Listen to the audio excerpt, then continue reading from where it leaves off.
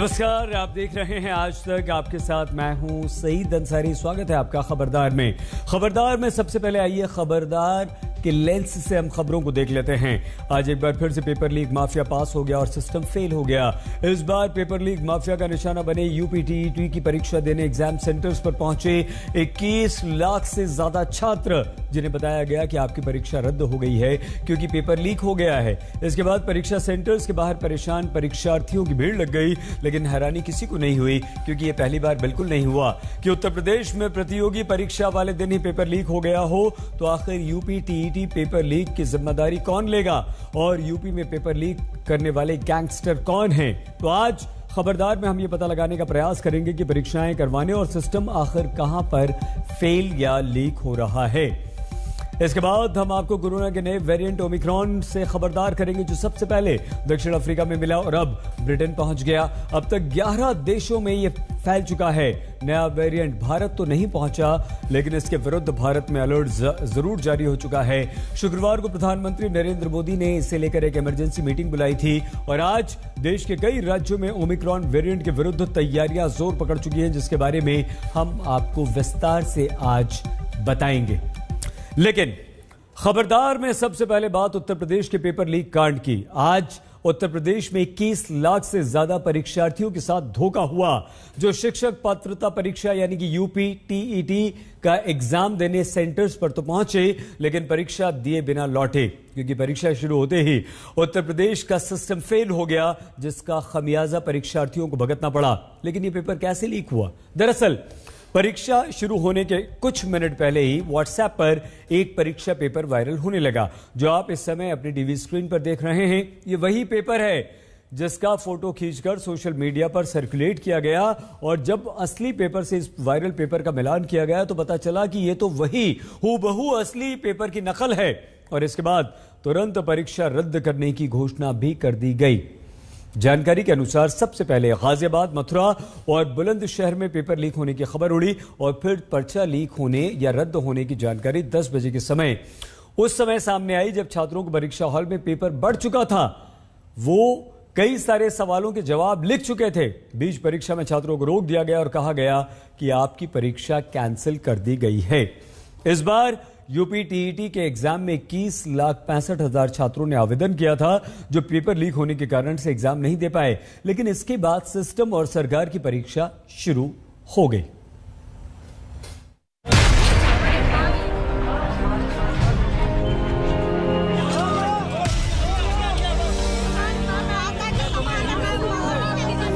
पूरे उत्तर प्रदेश में कुल 2,554 यूपीटीईटी परीक्षा केंद्रों से छात्र मायूस होकर बाहर निकल रहे थे। कोरोना की वजह से 2 साल बाद ये परीक्षा आयोजित हुई थी, जिसके लिए छात्रों ने जो कड़ी मेहनत की थी उस पर पानी फिर चुका था।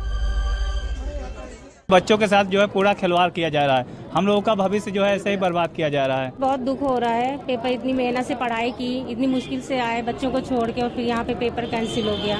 देखिए, हम लोगों ने बहुत मेहनत किया है। इतने दिनों के मेहनत के बाद अगर ये एग्जाम सक्सेसफुली हो जाता तो फिर हमें नेक्स्ट प्रियॉरिटी के लिए चांस मिलता। अब इसमें हम लोग कैंसिल होने के बाद आगे लेट हो जाएंगे, तो शासन को ये चाहिए कि इस पे पूर्ण रूप से ध्यान दे और परीक्षा को अच्छे ढंग से कराए। 4-5 महीने से लगातार तैयारी कर रहे थे लोग। अपनी जॉब छोड़ के आए, हम अपनी जॉब छोड़ी, हमने बैठी पेपर की तैयारी करने के लिए। पिछले साल 2 साल से कोई पेपर हुआ नहीं, लॉकडाउन की वजह से। उम्र बढ़ती जा रही है, हर चीज एजुकेशन में ऐसी सब चल रहा है, धंधलाबाजी। क्या पेपर लीक होने की खबर सुनकर लाखों अभ्यर्थी खुद को ठगा हुआ महसूस कर रहे थे। इसी दौरान एक रैली को संबोधित कर रहे मुख्यमंत्री योगी आदित्यनाथ को जब ये सूचना मिली तो उन्होंने चुनावी मंच पर ही अभ्यर्थियों से लुभावने वादे कर दिए। जब मुझे एक समाचार मिला कि बीटीसी टीईटी का टेस्ट था, एक गिरोह कहीं से उसने पेपर लीक किया, हमने कहा पूरे पेपर को अभी निरस्त करो, पूरे गिरोह को गिरफ्तार कर लो, उन सभी बच्चों को सकुशल उनके घरों तक पहुंचाओ। 1 महीने के अंदर पारदर्शी तरीके से फिर से परीक्षा आयोजित करो। किसी भी बच्चे से कोई शुल्क अतिरिक्त नहीं लेंगे, उनके आने जाने की फ्री में व्यवस्था देंगे। यानी सिस्टम और सरकार पेपर लीक होने से तो नहीं रोक पाई, लेकिन परीक्षा रद्द होने की वजह से छात्रों को जो कष्ट और पीड़ा झेलनी पड़ी, उसकी भरपाई की कोशिश शुरू हो गई। जैसे कि यूपी रोडवेज को निर्देश दिए गए कि घर लौटने वाले परीक्षार्थियों से किराया न लिया जाए।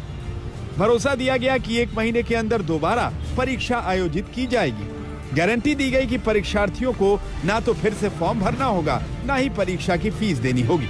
लेकिन छात्रों का कहना है कि सरकार इतनी बड़ी परीक्षा में फेल रही है, ये तो सरासर धोखाधड़ी है। इस बेसिक सी बात को यूपी के बेसिक शिक्षा मंत्री ने नजरअंदाज कर दिया। 1 महीने के भीतर अभ्यर्थियों से बिना कोई शुल्क लिए परीक्षा पुनः कराई जाएगी। FIR कराने के निर्देश दिए जा चुके हैं और यूपी STF को जांच सौंपी जा रही है ताकि दोषियों को चिन्हित करके उनके खिलाफ कड़ी कार्रवाई की जाए। नाराज परेशान परीक्षार्थियों की घर वापसी का इंतजाम करने के लिए यूपी STF की परीक्षा शुरू हो गई और पेपर लीक करने वालों की धरपकड़ का कार्यक्रम चालू हो गया। अभी तक 23 लोगों को गिरफ्तार किया गया।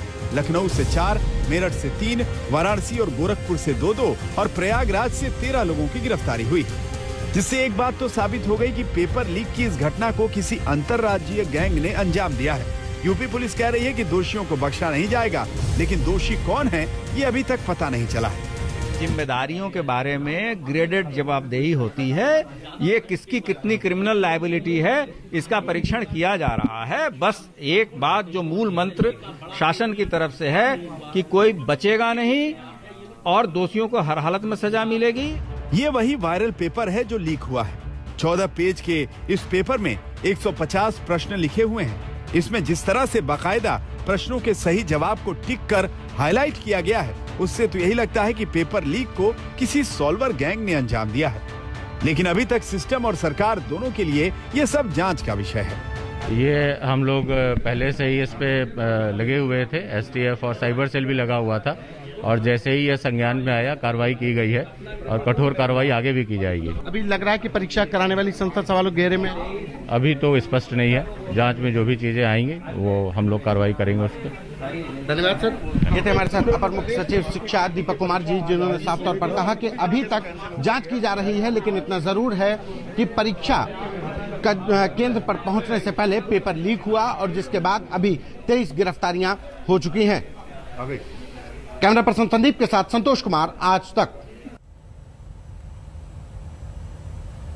2 साल बाद हुई यूपी TET की परीक्षा का पेपर लीक होने से एक बार फिर से प्रतियोगी परीक्षाएं करवाने वाले सिस्टम की लीकेज की खबर सामने आई, क्योंकि सरकारी लीकेज का बगैर पेपर लीक होने की बात स्वीकार करने योग्य नहीं, तो इसकी जिम्मेदारी भी तो किसी न किसी को लेनी होगी। हमने जिम्मेदार लोगों की एक लिस्ट तैयार की है। परीक्षा नियामक प्राधिकारी कार्यालय यूपी TET परीक्षा आयोजित करवाने वाली ये संस्था, जिसकी ये भी जिम्मेदारी थी कि मंडल मुख्यालय तक प्रश्नपत्र सुरक्षित तरह से पहुंचे। तो क्या अधिकारी अपनी जिम्मेदारी कबूल करेंगे? जिम्मेदारी डिस्ट्रिक्ट इंस्पेक्टर ऑफ स्कूल यानी कि DIOS की भी बनती है, जिन पर परीक्षा सेंटर्स की निगरानी का जिम्मा था। तो क्या वो अपनी लापरवाही मानेंगे? परीक्षा मुख्यालय से परीक्षा केंद्र तक प्रश्न पत्र को सुरक्षित पहुंचाने की जिम्मेदारी होती है डिस्ट्रिक्ट मजिस्ट्रेट यानी कि DM साहब की, और परीक्षा से पहले कोषालयों में रखे प्रश्न पत्रों की सुरक्षा की जिम्मेदारी होती है पुलिस की। तो जवाब पुलिस अधिकारियों और DM साहब से भी पूछा जाना चाहिए, क्या DM साहब या पुलिस अधिकारी अपनी जिम्मेदारी को स्वीकार करेंगे? यह हर उस सरकारी संस्था और अधिकारी का फेल्योर है जिनके ऊपर इस परीक्षा को पारदर्शी ढंग से करवाने की जिम्मेदारी थी। इतनी कड़ी निगरानी और सुरक्षा के बाद भी पेपर लीक हुआ तो सिद्ध है गड़बड़ी सिस्टम में शायद कहीं हुई या सिस्टम की मिलीभगत से हुई। ये वो प्रश्न हैं जो हर किसी के मन में आज हैं, हर विद्यार्थी के 21 लाख से ज्यादा, लेकिन इन प्रश्नों के उत्तर किसी के पास नहीं है।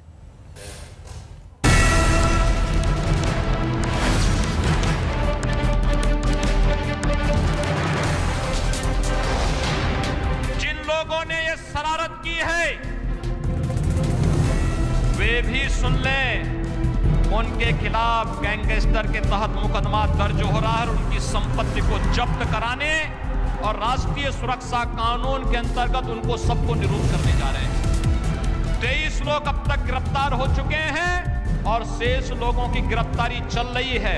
और कोई कितना भी बड़ा क्यों नहीं होगा, उसके घर में बुलडोजर चलना तय है।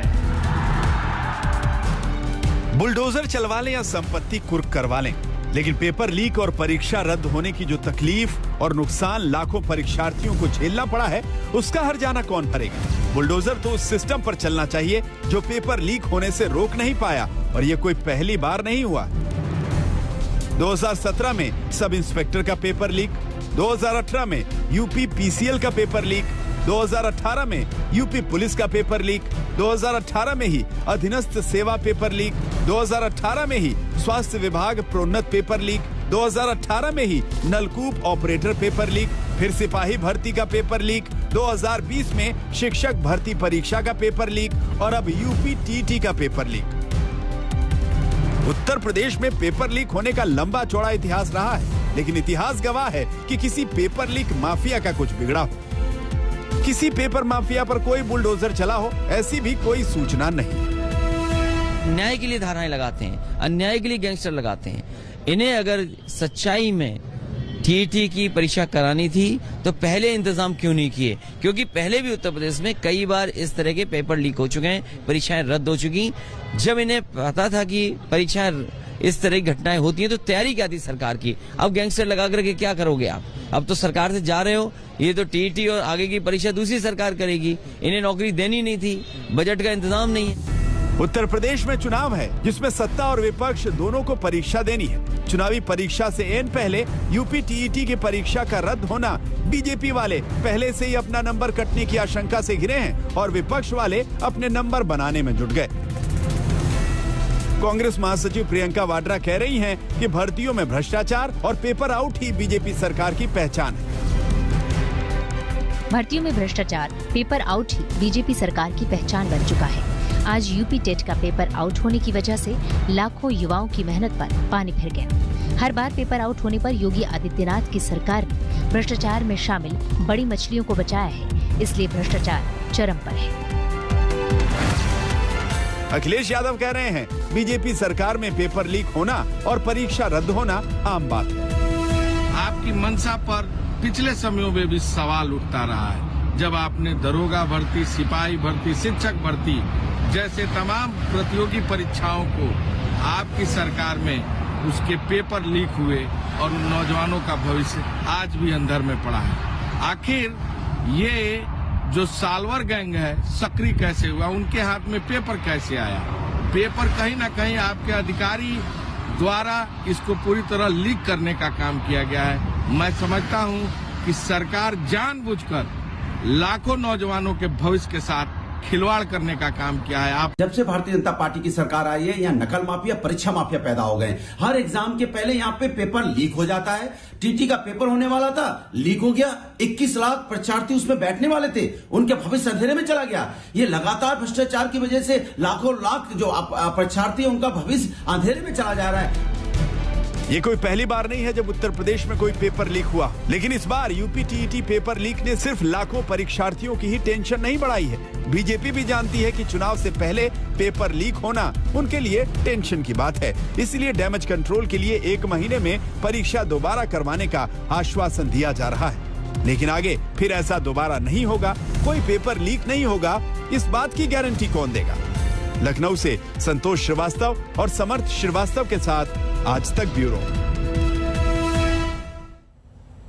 वैसे हमारे देश में जब एम्स और नीट जैसी परीक्षाओं के पेपर लीक हो जाते हैं तो वहां यूपी टीईटी का पेपर लीक होना कौन सी बड़ी बात। सरकार चाहे किसी की भी हो, पेपर लीक माफिया का राज हमेशा से कायम रहा है। आइए हम आपको कुछ बड़े पेपर लीक कांड्स के बारे में बता देते हैं जिसमें कार्रवाई के नाम पर छोटी मछलियों को तो पकड़ लिया गया है, लेकिन बड़े बड़े मगरमच्छों पर हाथ डालने की हिम्मत किसी सरकार या सिस्टम ने आज तक नहीं की। 26 सितंबर 2021 यानी कि अभी 2 महीने पहले ही जयपुर में रीट यानी कि Rajasthan eligibility examination for teachers का पेपर भी परीक्षा के दिन ही लीक हुआ था, आपको पता था। इससे पहले इसी साल अगस्त में मध्य प्रदेश में हुई जांच में पाया गया था कि प्रोफेशनल एग्जामिनेशन बोर्ड के 10 में से 3 पेपर लीक हुए थे, जिसके बाद पेपर रद्द कर दिए गए। दिसंबर 2018 में गुजरात में पुलिस कांस्टेबल भर्ती परीक्षा में पेपर लीक हुआ था और लाखों अभ्यर्थियों को बिना परीक्षा दिए ही वापस लौट जाना पड़ा था। फरवरी 2018 में ऑल इंडिया लेवल पर होने वाले कंबाइंड ग्रेजुएट लेवल यानी कि CGL एग्जामिनेशन का पर्चा भी सोशल मीडिया पर वायरल हो गया था और वो भी एग्जाम शुरू होने से चंद मिनट पहले। हमारे देश की आर्मी रिक्रूटमेंट को भी पेपर लीक माफिया के घुसपैठ से सामना करना पड़ा। फरवरी 2017 में आर्मी रिक्रूटमेंट एग्जाम का पर्चा लीक होने के कारण से पुणे जोन में परीक्षा रद्द करनी पड़ी और यहां तक कि नवंबर 2003 में देश के IIMs में प्रवेश की परीक्षा कैट यानी कि कॉमन एडमिशन टेस्ट का पेपर भी लीक हो चुका है, जिसके कारण यह परीक्षा भी रद्द करनी पड़ी थी। तो ये तो सिर्फ मात्र कुछ उदाहरण हैं। हर साल न जाने कितने पेपर लीक होते हैं, लाखों लाख छात्रों से धोखा किया जाता है। CBSE से लेकर अलग अलग राज्यों के शिक्षा बोर्ड्स हो या यूनिवर्सिटीज, पेपर लीक माफिया की जगह हर जगह इनकी घुसपैठ है। छात्रों के भविष्य के साथ ये खिलवाड़ करते हैं, जैसा कि UP TET की परीक्षा में आज हुआ। इसे लेकर छात्रों के पास सरकार और सिस्टम को कोसने के अलावा कोई दूसरा विकल्प बचता ही नहीं है। हमारे साथ ये छात्र मौजूद हैं, इनसे बात करेंगे। क्या कहेंगे, परीक्षा रद्द हुई है तो? सर अब क्या बताएं, हम लोग इतना तैयारी करने के बाद भी एग्जाम जब कैंसिल हो गया तो दुख होगा, सबको दुख होगा। रात भर हम लोग पढ़े हैं, इतना पेपर भी सही था, क्वेश्चन भी पूरा सही हुए हैं, लेकिन अब बताइए अब हम लोग क्या कर सकते हैं जब कैंसिल ही हो गया तो। आप क्या कहेंगे, कितनी मेहनत की थी आपने इस परीक्षा को लेकर? मेहनत किए थे, बहुत ज़्यादा मेहनत किए थे और पेपर हर बार यही होता है कि पेपर कैंसिल हो गया, आज कैंसिल हो गया, कभी कैंसिल हो जाता है तो उसका कोई तोड़ ही नहीं निकलता है। आज कैंसिल कर दिए, रात भर पढ़े हैं, पढ़ के आए हैं, फिर पेपर कैंसिल। पेपर का स्तर सही था, सब कुछ सही रहता तो पेपर कैंसिल हो जाता है। कुछ और छात्र हैं, क्या कहें, कितनी मेहनत की थी इस परीक्षा को लेकर के? भाई कोचिंग किए थे परीक्षा के लिए, हम लोग स्टडी कर रहे थे इलाहाबाद में। एक्चुअली में क्या हुआ, सरकार को समझना चाहिए, ऐसा नहीं करना चाहिए। आगे वैकेंसी भी हम नहीं दे पाएंगे, हमें लगता है इस वजह से। हम लोग तक महीने क्या अभी लगता है, अगली पंचवर्षीय जब आएगी सरकार तब कुछ होगा। अब तो साल भर की मेहनत बेकार हो गई लगता है। अभी अगले महीने की डेट दे रहे हैं तो क्या लगता है कि आचार संहिता लागू हो जाएगी तो फिर कहाँ से वैकेंसी भी कहाँ से आएगी सर? आचार संहिता लागू हो जाएगी सर, खत्म सर। अभी अगले बार सर अभी सोचना ही नहीं है कि वैकेंसी इस साल आने वाली है। खत्म हो जाएगा 13 जनवरी, सरकार के कार्यकाल 13 जनवरी खत्म हो जाएगा तो कहाँ से संभव हो पाएगा? ना उत्तर प्रदेश भारत की सबसे बड़ी जनसंख्या वाला देश है। क्या कहें जी, ये बहुत ही दुखद हम लोगों के लिए है। जो छात्र हैं, प्रतियोगी छात्र हम जैसे लोग हैं, उनके लिए हम लोग एग्जाम सेंटर में थे और बाहर निकले, उसके बाद फिर आप मीडिया के माध्यम से जानकारी मिली कि पेपर कैंसिल हो गया। ये शासन प्रशासन का जो ये खेल छात्रों, प्रतियोगी छात्रों के खिलाफ चल रहा है, ये बहुत ही गलत है। ऐसा जी क्या कहेंगे? यही कहेंगे कि ये जो भी हुआ ये बहुत गड़बड़ हुआ, शासन सख्त नहीं है, इसलिए ये हुआ। आपने परीक्षा दी है, पेपर रद्द हो गया है? जी पेपर रद्द हुआ, इसके लिए बहुत दुख करता है। हम लोग बहुत मेहनत किए हैं, रात भर मेहनत किए हैं बहुत ज़्यादा। गोरखपुर से चल के आए हुए हम लोग इतना दूर से, कि 400-500 रुपये खर्चा हुआ है गोरखपुर से चल के आए हम लोग, प्लस इतनी भीड़ में चल के आए हम लोग। देंगे सर, हम लोग को एकदम आस में थी कि वैकेंसी आएगी, पेपर दे के निकलेंगे फिर प्राथमिक में टीचर बनने के लिए। अब सर ये कैंसिल हो गया, 1 महीने बाद पेपर कराएंगे, फिर कब वैकेंसी देंगे तो सब। हमारे साथ कुछ यहाँ पर महिलाएं हैं, लड़कियां हैं, उन्होंने परीक्षा दी है। क्या कहेंगे, पेपर रद्द हुआ है? बताइए, हम लोग इतनी मेहनत करें, दिन रात पढ़ें और इसके बाद यहाँ सेंटर पे आने के बाद पता चल रहा है कि पेपर रात में ही कैंसिल हो गया। ये तो बहुत गलत बात है। इसके लिए तो बहुत कठोर कार्रवाई करनी चाहिए प्रशासन को। प्रशासन तो पता नहीं क्या है, हर पेपर में यही हाल हो रहा है, हर पेपर आउट हो रहा है। इससे हम लोगों का फ्यूचर कितना अंधेरे में, हम लोग बस दिन रात टेट की पढ़ाई करें, आगे का फ्यूचर तो समझ में ही नहीं आ रहा है कि आगे क्या किया जाए। ये जो छात्र हैं अपने भविष्य को लेकर के चिंतित हैं। इनका कहना है कि अगले महीने जब डेट दी है तो अगले महीने आचार संहिता लग जाएगी और इनकी परीक्षा टल जाएगी। पंकज श्रीवास्तव, प्रयागराज, यूपी तक। हमारे देश में जितना पुराना इतिहास प्रतियोगी परीक्षाओं का है, उतना ही पुराना इतिहास इन परीक्षाओं के पेपर लीक होने का भी शायद है। लेकिन सिस्टम के इस लीकेज को फिक्स करने के वादे तो कई बार हुए, लेकिन लीकेज है कि रुकने का नाम ही नहीं ले रहा। ऐसे में अब जरूरत है कि हमारे देश में पेपर लीक करने के विरुद्ध भी एक अलग कानून बने, क्योंकि अभी तक तो हमारे देश के कानून में पेपर लीक की कोई परिभाषा ही नहीं है। हालांकि कुछ राज्य सरकारों ने इसे लेकर सख्त कानून बनाने की पहल अवश्य की है। जैसे कि हरियाणा में इसी साल हरियाणा लोक परीक्षा अनुचित साधन निवारण कानून पास हुआ। इसमें पेपर लीक के दोषी को 7 से 10 साल तक की सजा का प्रावधान है। बिल्कुल इसी तरह गुजरात में भी पेपर लीक के षड्यंत्र में शामिल दोषियों को 5 साल तक की सजा और 2 लाख रुपए तक के जुर्माने का प्रावधान है। पेपर लीक का अलग कानून न होने का फायदा अंत में पेपर लीक माफिया को ही मिलता है। यूपी टीईटी पेपर लीक के बाद मुख्यमंत्री योगी आदित्यनाथ ने इस केस में गैंगस्टर एक्ट लगाने का ऐलान तो किया, लेकिन इसका फायदा तब है जब कानून के लंबे हाथ पेपर लीक माफिया के बड़े बड़े मगरमच्छों के गिरेबान तक पहुंचे, वरना जो आज हुआ है वो कल नहीं होगा, इसकी गारंटी बिल्कुल नहीं है। और अब कोरोना के नए वेरिएंट ओमिक्रॉन की खबर, जिसके कारण पूरी दुनिया में एक बार फिर से हड़कंप मचा हुआ है। इस डर का सबसे बड़ा कारण यह है कि ओमिक्रॉन वेरिएंट अब तक का सबसे तेज स्पीड से फैलने वाला कोरोना वेरिएंट है।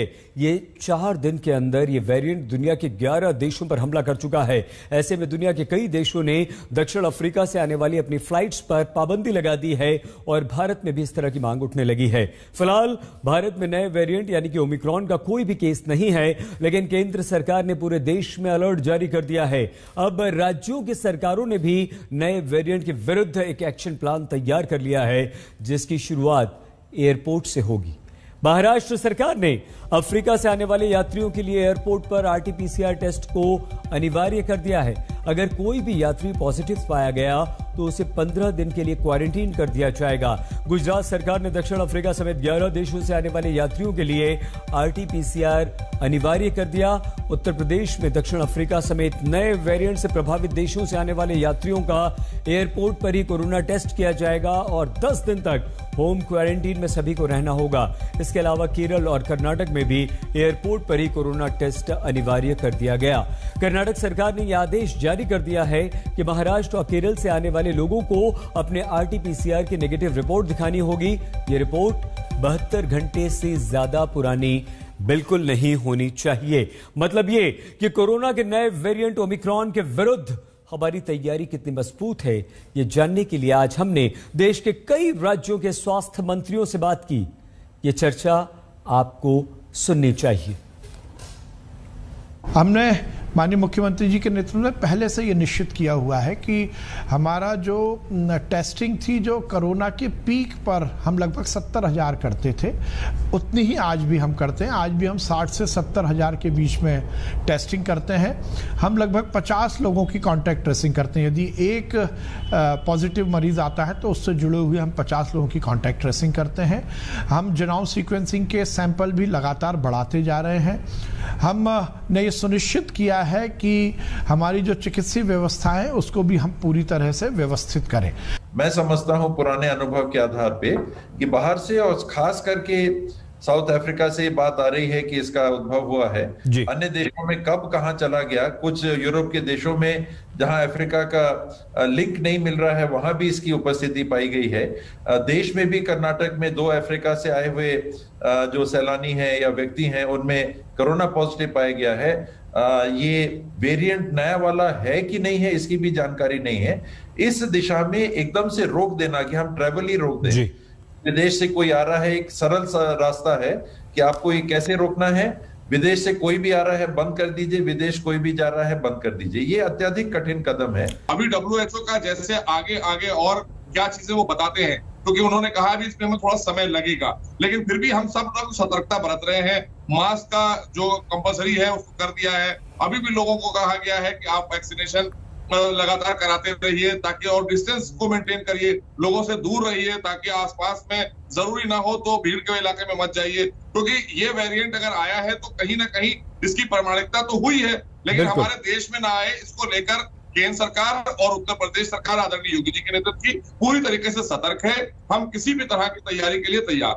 जो लोग मेरी आवाज सुन रहे हैं आज तक पे सबकी जिम्मेदारी है, देश में कहीं भी बैठे लापरवाही छोड़कर सबको अपने आप को वैक्सीनेट करना होगा। घर घर पर लोग पहुंच रहे हैं, डॉक्टर भाग रहे हैं, नर्सिंग स्टाफ भाग रहा है, सब चाहते हैं वैक्सीनेट हो। दूसरी डोज में लोगों की लापरवाही, हम भी यहाँ 60% से ज्यादा का आंकड़ा पार कर गए सेकंड डोज का।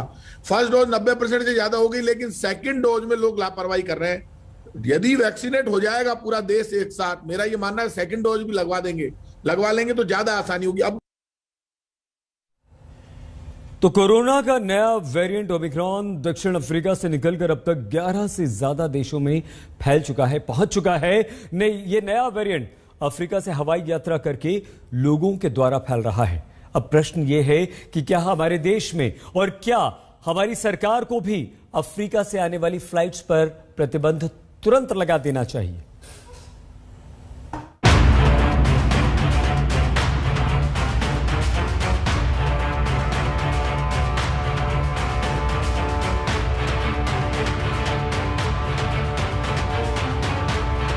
अफ्रीका का नया वेरिएंट पूरी दुनिया के लिए बना संकट। डेल्टा के कहर के बाद ओमिक्रॉन की दस्तक। खतरे में है दुनिया, अलर्ट पर इंडिया।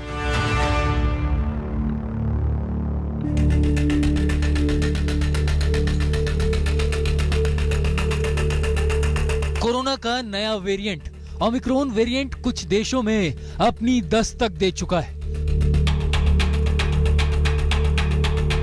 लेकिन इसकी दहशत दुनिया भर में फैल चुकी है। अमेरिका से लेकर चीन तक और रूस से लेकर ऑस्ट्रेलिया तक ओमिक्रॉन वेरिएंट के मरीजों की पहचान की जा रही है, क्योंकि इस वायरस का एक मरीज भी सुपर स्प्रेडर साबित हो सकता है। इसलिए कई देशों ने अफ्रीका से आने वाली फ्लाइट्स पर बैन लगा दिया है और अब भारत में भी इसकी मांग उठने लगी है। दिल्ली के सीएम अरविंद केजरीवाल ने पत्र लिखकर नए वेरिएंट से प्रभावित देशों के लिए उड़ानें बैन करने की मांग की है। सीएम केजरीवाल ने लिखा है कि नए वेरिएंट से बचाव के लिए भारत सरकार भी हाई अलर्ट पर है।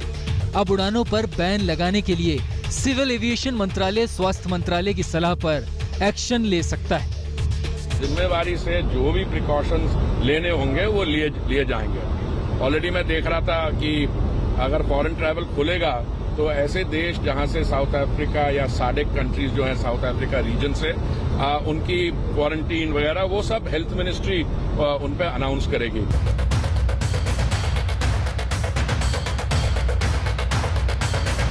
कोरोना के नए वेरिएंट के खतरे को देखते हुए केंद्र सरकार ने भी सभी राज्यों को अलर्ट जारी किया है। भारत सरकार के स्वास्थ्य सचिव राजेश भूषण ने सभी राज्यों और केंद्र शासित प्रदेशों को पत्र लिखकर कहा है कि कोरोना के नए वेरिएंट के मामले काफी तेजी से बढ़ रहे हैं। वीजा संबंधी और देश में आने संबंधी छूट की स्थिति में इससे देश में स्वास्थ्य संबंधी दिक्कतें बढ़ सकती है। इसलिए सभी राज्य बाहर देशों से आने वाले सभी यात्रियों की सख्त जांच करें। दिल्ली के तमाम अस्पतालों और तमाम सार्वजनिक स्थलों पर कोविड प्रोटोकॉल को पूरी तरह से पालन करने का सख्त आदेश जो है वो दिया गया है। दिल्ली के राज्यपाल अनिल बैजल की तरफ से अहम बैठक की गई, जिसमें दिल्ली के मुख्य सचिव, पुलिस आयुक्त और तमाम वरिष्ठ अधिकारी भी शामिल हुए और इसके साथ साथ ये फैसला लिया गया कि तमाम जो सार्वजनिक स्थल हैं और बाजार हैं उनमें कोविड नियमों का सख्ती से पालन किया जाए। कोरोना के इस नए वेरिएंट को लेकर पीएम मोदी भी कल एक इमरजेंसी बैठक कर चुके हैं। इसमें कहा गया है कि किसी भी इमरजेंसी से निपटने के लिए कंटेनमेंट जोन और सर्विलांस को बढ़ाया जाए।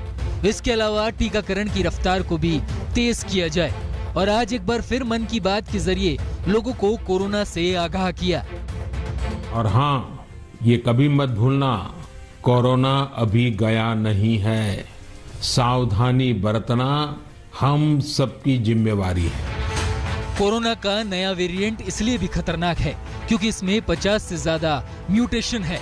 इसकी वजह से भी काफी तेजी से फैल सकता है। दक्षिण अफ्रीका में पिछले एक हफ्ते में नए केसेस में 200% से भी ज्यादा की बढ़ोतरी हुई है। इस बढ़ोतरी की वजह ओमिक्रॉन वेरिएंट माना जा रहा है। इसलिए नए वेरिएंट से ज्यादा सावधान रहने की जरूरत है कि क्या ये वैक्सीन के रिस्पांस को इवेड करता है या वो वैक्सीन उसके ऊपर असरकारक होगी या नहीं होगी। इसके बारे में अभी भी हमको पूरी जानकारी नहीं है, लेकिन डर तो बहुत ज्यादा बना हुआ रहेगा कि ये वैक्सीन के इफेक्ट को मानेगा नहीं। इसका मुख्य कारण जो है वो 32 म्यूटेशन अगर स्पाइक प्रोटीन में है तो ये डर, कुछ उसमें के गिने चुने म्यूटेशंस है, उन म्यूटेशन की वजह से एक डर लगता है कि ये वैक्सीन को मानेगा नहीं।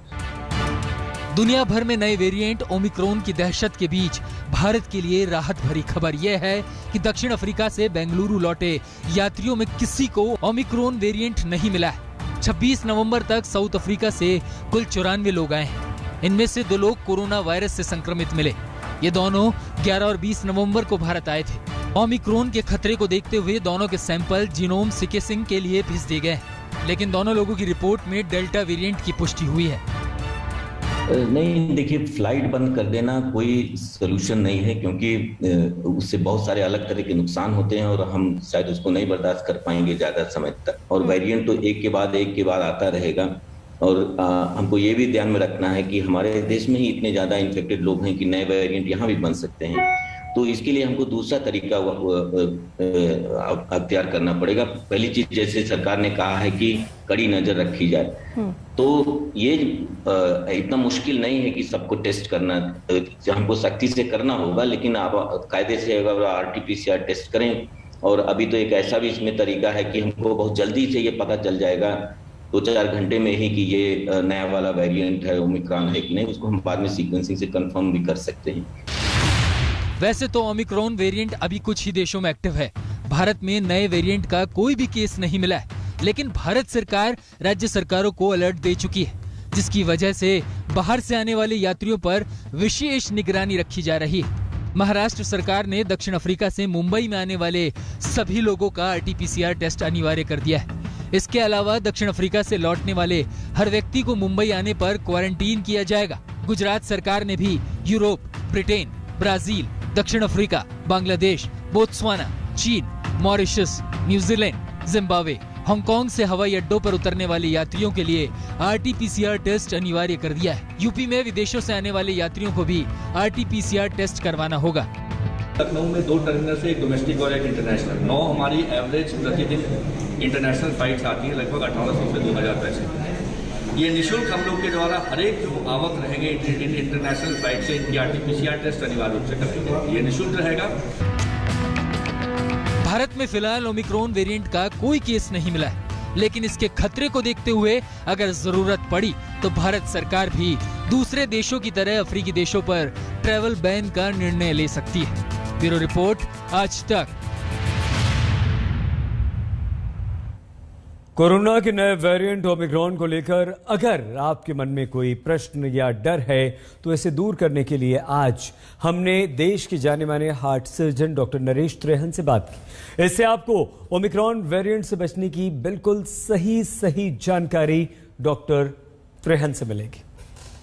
और आज जो यूरोप और अमेरिका सफर कर रहा है, वो इतने तादाद में सफर कर रहा है, वो डेल्टा वेरिएंट की उसमें डिटेक्शन हो रही है कि उसी की वजह से हो रहा है।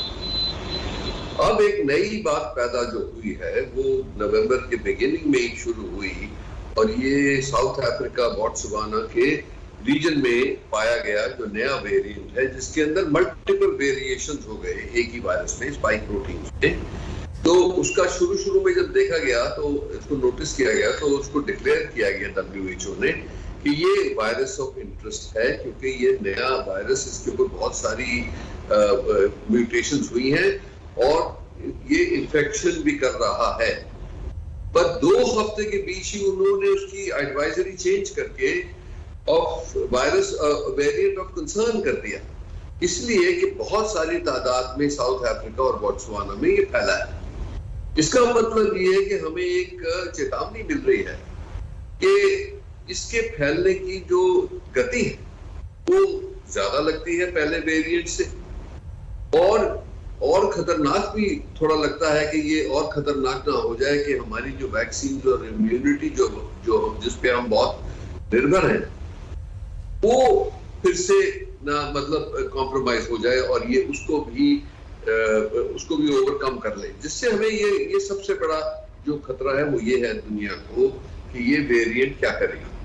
अब जो प्रिलिमिनरी रिपोर्ट्स आ रही हैं उसमें से ये है कि जो अभी ये कंटेन्ड मेनली साउथ अफ्रीका और उसके रीजन में, उसकी नेबरिंग कंट्रीज में ये तेजी से बढ़ा है। अब ये कितना दुनिया में फैला है इसका पता नहीं है अभी। एक बात अच्छी है कि आज के दिन भी RT-PCR इस वेरिएंट को भी डिटेक्ट कर लेता है।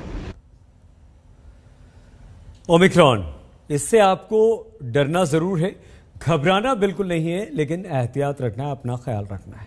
आगे बढ़ते हैं। कल से संसद का शीतकालीन सत्र शुरू हो रहा है, लेकिन राजनीतिक पारा आज से ही गर्म होना शुरू हो चुका है। आज संसद सत्र से पहले केंद्र सरकार ने एक सर्वदलीय बैठक बुलाई जिसमें फ्लोर कोऑर्डिनेशन यानी कि सत्ता और विपक्ष के बीच सहयोग पर बात हुई।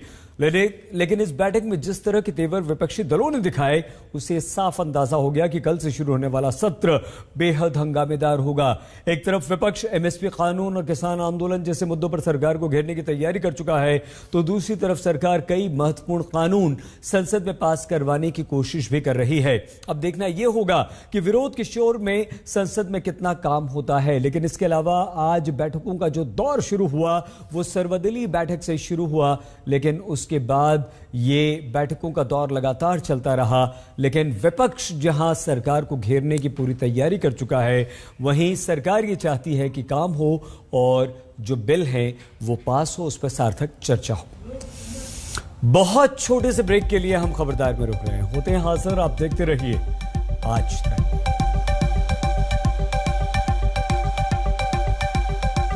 शीतकालीन सत्र संसद का कल से शुरू हो रहा है। इसमें हंगामे के आसार साफ दिखाई दे रहे हैं। खबरदार में आज के लिए बस इतना ही।